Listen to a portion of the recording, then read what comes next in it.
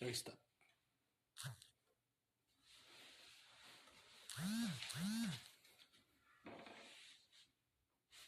¿Ya está grabando? Sí, ya está Ok. grabando. A ver, la primera pregunta dice, ¿cuál es el panorama general del fenómeno de migración en Juárez? Dice si se incrementa.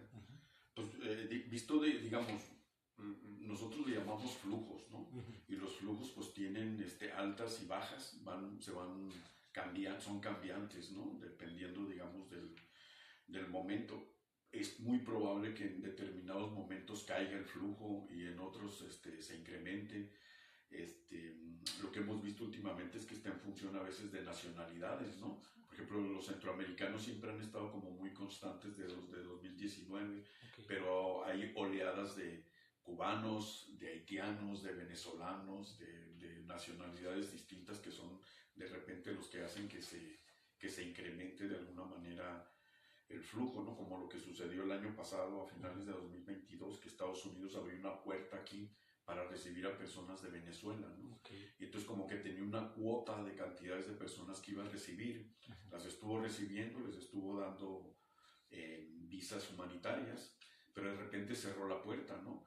Pero lo que había hecho antes había traído el flujo y había hecho que mucha gente estuviera desplazando, llegando. Entonces, cuando cierra la puerta es cuando se genera, digamos, el problema de, ¿y ahora qué va a pasar con los que están aquí, que no pudieron entrar, con los que vienen, y cómo lo van a gestionar, ¿no? Okay. Entonces, eso, digamos, es como una pregunta que yo no puedo contestar porque está en función de esas políticas, está en función de qué está pasando en sus lugares de, Son de muchos origen, factores, ¿no? entonces. Sí.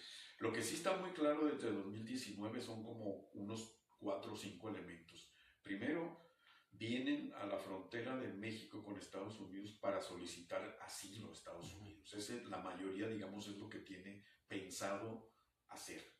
Segundo, lo que comentaba hace un momento, cada vez es en términos porcentuales es más alta la cantidad de personas que se está desplazando de sus lugares de origen por cuestiones de inseguridad y violencia, ¿no? ¿Sí? Entonces ese aspecto, digamos, como que es muy importante porque pues es el que permite o de alguna manera justifica la solicitud de asilo, pero al mismo tiempo muchas de esas personas pues no tiene manera de regresar o sea, no está considerando regresar a sus lugares de origen en caso de que esa solicitud de asilo no se lleve a cabo, ¿no? Entonces eso implica pues, buscar otros mecanismos de entrar a Estados Unidos, quedarse en México por el tiempo, digamos, que sea posible y los puedan atender para poder entrar. Esa es la razón de por qué hay mucha gente en los albergues en Ciudad Juárez, ¿no?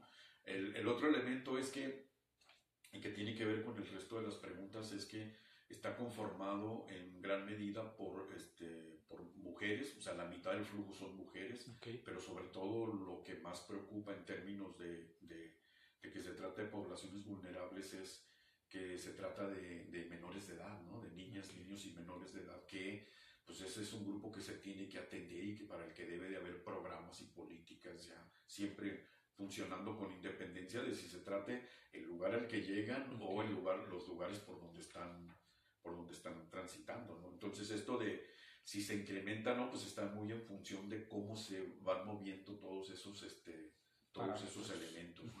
¿Sí? Luego, ¿cuál es la ruta principal? De 2019 a la fecha, la ruta principal se convirtió en esta, ¿no? Ciudad Juárez, ¿no? Evidentemente hay otras ciudades como Tijuana, Matamoros, Mexicali, Reynosa, que también tienen, digamos, un flujo importante, pero hasta donde nosotros tenemos más o menos contemplado, pues por aquí se concentra entre una tercera parte y el 40% de todo el flujo que se supone se desplaza por la frontera, ¿no? ¿A qué cree que se deba? Cuando les preguntamos a las personas migrantes nos dan 3 razonamientos principales. El primero es que aquí hay infraestructura para que los atiendan, es decir, están los albergues, ¿sí? Que los pueden atender y que normalmente ellos saben de eso porque ya pasaron migrantes anteriores y les informan, ¿no? Allí te pueden atender, aquí esto, ¿no? La segunda es porque están los organismos internacionales apoyando, OIM, ACNUR, la ONU y todos estos que apoyan, la Cruz Roja que en algunos momentos momentos apoyado. Y entonces eso permite, digamos, que tengan mayor posibilidad de acción los propios albergues y los apoyos que tienen las personas migrantes, ¿no? Okay. Y otro que hemos identificado últimamente y que le tuvimos que escarbar mucho como para poder tener más claro qué estaba pasando, es que la gente nos decía que se sentían más seguros cuando venían para acá. Okay. Entonces, pero no nos quedaba claro si era la seguridad de la ciudad, que no es tan segura, eso lo tenemos claro, pero más bien lo que nos dimos cuenta es la ruta.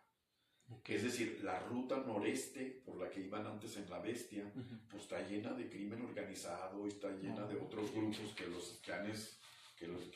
los han hecho, digamos, pues han sido víctimas muchos migrantes de lo que ha pasado por ahí, y ahora que llegan en tren o que llegan en autobús, ellos sienten que esta ruta no es que sea, no es que esté carente de que les pueda suceder algo, pero la probabilidad de que les suceda es menor. Okay. ¿Sí? Porque si de repente una entrevista dice que los extorsionaron policías, que si los bajaron a alguien del crimen organizado de determinados lugares, sí sucede, ¿no? Pero en apariencia sucede menos que por otras rutas, ¿no? Okay. Entonces ese es un elemento importante como para trazar la ruta. Y el cuarto ya tiene que ver más con, ellos dicen que por aquí es más rápido y más fácil que los atienda el gobierno de Estados Unidos, comparado con otros puntos, ¿no? ¿A qué cree que se deba eso? Pues yo creo que tiene que ver con las políticas mismas de Estados Unidos. Ese punto, por ejemplo, que mencionaba hace un rato, que se abrió para los venezolanos, solamente se abrió aquí, no se abrió ni en Tijuana ni en otro lugar. Entonces eso hace que el flujo vaya por una determinada ruta, porque ahí está el punto donde nos están recibiendo, ¿no?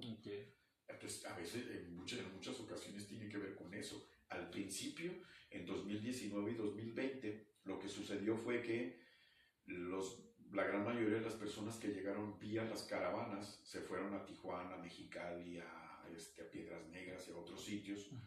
Pero cuando se dieron cuenta que ahí ya la lista de espera era mucho más larga para formalizar la solicitud de asilo, y que los jueces que los atendían estaban haciendo sus citas ya, digamos, en tiempo, entonces empezaron a desplazarse hacia Juárez, ¿no? Okay. Entonces llegan a este punto, las listas no son tan amplias y los están atendiendo relativamente más rápido que en otros puntos. Entonces se convierte en un cuello de botella, exacto, por así decirlo. Empiezan a llegar aquí por esa circunstancia, pero luego ya con la acumulación de personas, pues ya se convierte, digamos, en un lugar tan lleno de personas como otros sitios, o lleno de migrantes como otros lugares, pero más bien, digamos, con toda la infraestructura que se crea y con las organizaciones internacionales, pues se ha ido, digamos, de alguna manera pudiendo administrar esos flujos que están llegando y atendiendo relativamente bien, ¿no? No es que sea, digamos, esto perfecto, ni mucho menos, ¿no? Entonces eso, digamos, tiene que ver con esa ruta principal de por qué es y por qué llegan aquí tantas personas.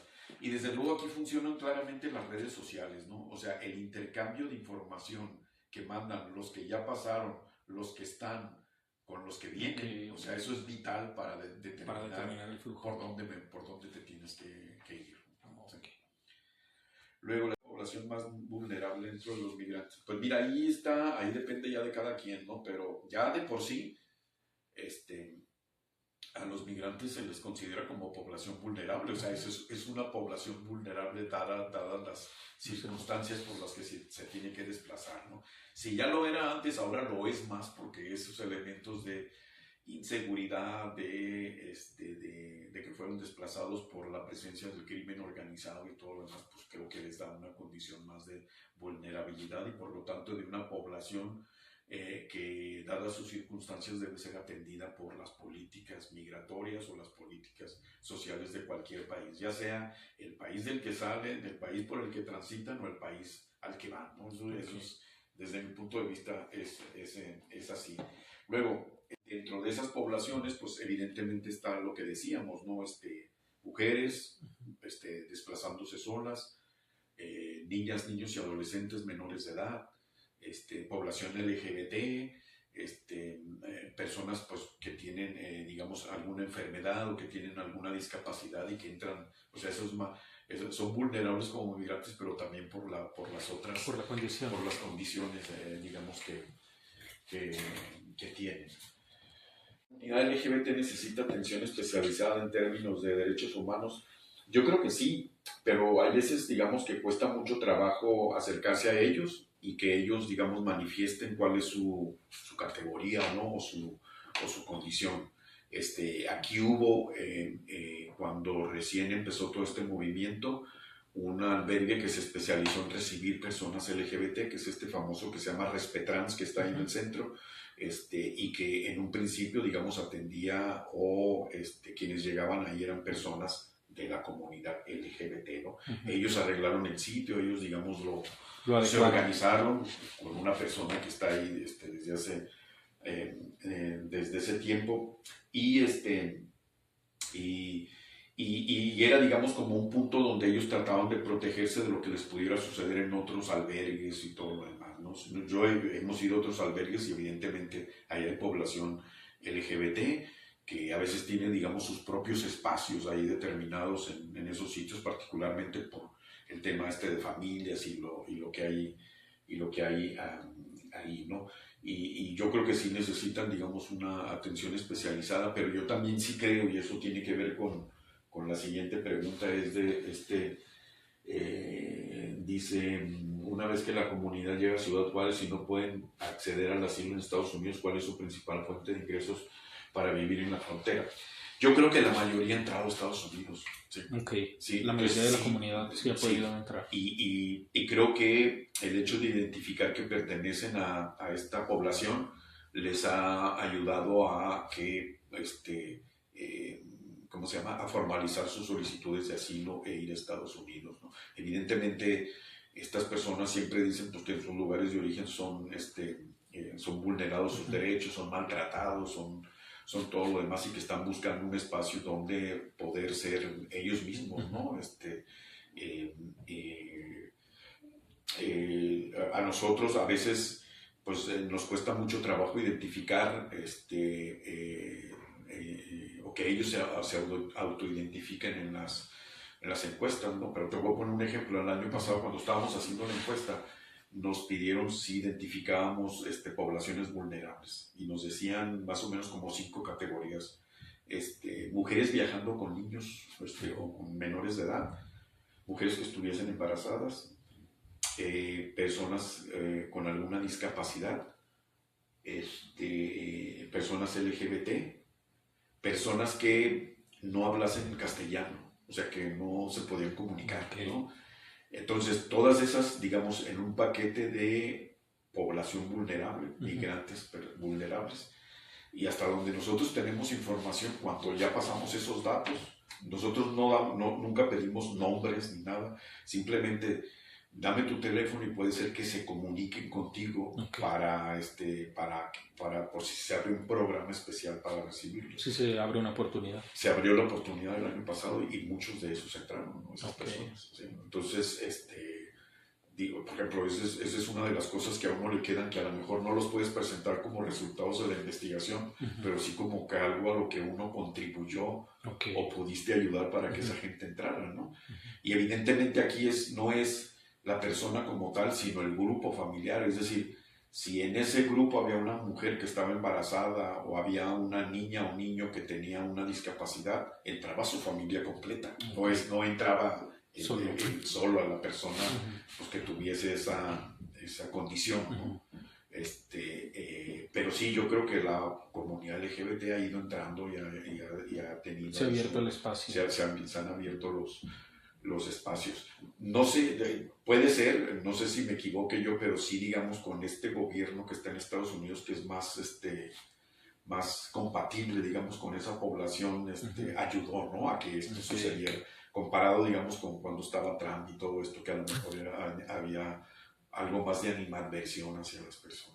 Ok, entonces la agenda política también interfiere en... Claro que sí, claro que sí. El discurso... Sí, la agenda política define las agendas de los programas, ¿no? Y quiénes son más aceptados. ¿No? Luego puede ser que en términos políticos haya, ¿cómo te puedo decir? A ver, en Estados Unidos puede ser que cuando está el Partido Republicano, todos estos conservadores, en términos de su discurso, sea muy agresivo contra la población LGBT.